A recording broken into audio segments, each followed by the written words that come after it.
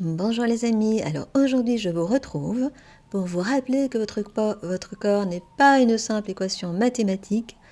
Inutile donc de vous martyriser avec un calcul d'apothicaire des entrées et des sorties de vos calories. On voit ça plus en détail. Petit rappel pour commencer. Alors pour qu'il y ait prise de poids, il faut que l'apport soit régulièrement supérieur à la dépense journalière. Donc ainsi, un repas festif dans la semaine ou de temps en temps ne va pas déséquilibrer votre poids sur la durée. Ayez toujours en tête aussi que vous sous-alimentez, c'est-à-dire entrer dans un régime alimentaire très restrictif, va certes entraîner une fonte de votre masse grasse, mais aussi une fonte de votre masse musculaire. La perte de la masse grasse sur la durée va s'accompagner d'une baisse du taux de leptine. Alors qu'est-ce que la leptine? C'est une hormone digestive que l'on nomme aussi hormone de la satiété. Donc il nous donne cette sensation d'avoir assez mangé. La diminution de cette dernière entraîne donc un comportement qui pousse à manger. A l'inverse, la gréline, qui elle est une hormone orexigène, donc qui d'emblée nous pousse à manger, elle augmente avec l'amaigrissement, ce qui pousse aussi la personne à consommer. Sachez aussi que dans un régime restrictif, le métabolisme a tendance à ralentir. Donc c'est comme si le corps se sentait en danger, donc il va commencer à s'économiser, les dépenses vont diminuer, les fonctions vitales vont fonctionner à minima, comme par exemple, il peut y avoir une diminution des battements de votre cœur ou aussi une légère baisse de la température corporelle. Une autre règle immuable, évitez de sauter trop de repas d'affilée. Je ne parle pas ici du régime intermittent, où là il s'agit de laisser un certain nombre d'heures entre deux prises de repas. Je parle ici de repas sautés régulièrement. Donc cette façon de faire, elle va dérégler l'organisme et également perturber le métabolisme.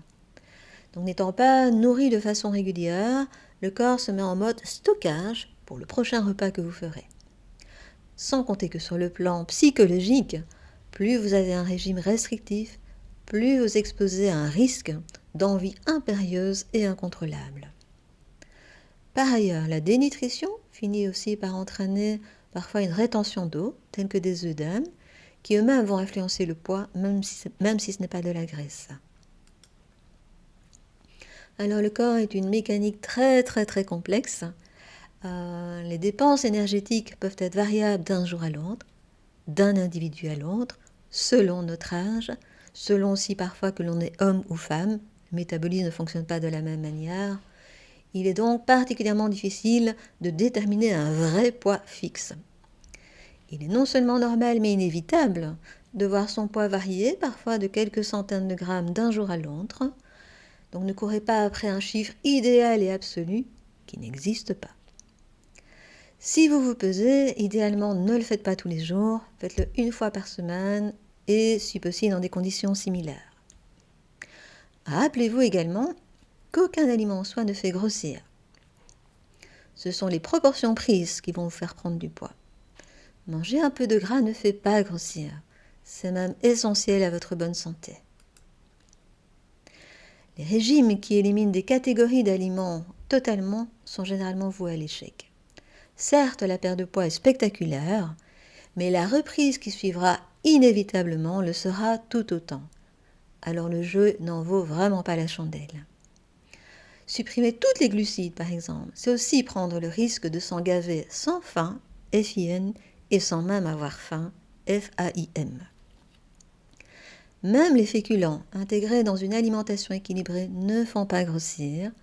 Ils sont d'autant plus importants qu'ils sont satiétogènes et donc vont limiter la faim pour la suite, donc limiter aussi les grignotages ou les compulsions.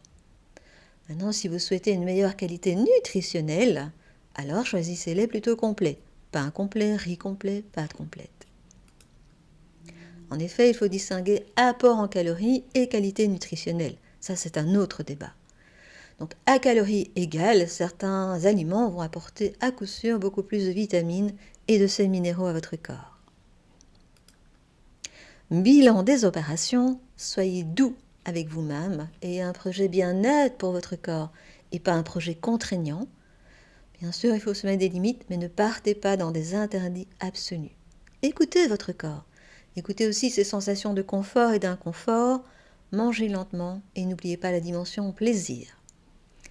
Donc, je le répète, évitez la loi de tout ou rien afin de préserver le bon équilibre de votre corps. Mettez un stop au terrorisme alimentaire et au calcul obsessionnel des calories. Ne réduisez pas les aliments à leur seule composante en graisse ou en sucre. Ne réduisez pas votre corps à une simple équation mathématique. Il est bien plus subtil que ça et indéniablement gouverné par votre état d'être et la notion du plaisir. Ainsi, un chocolat à manger dans le plaisir va nous faire sécréter des endorphines.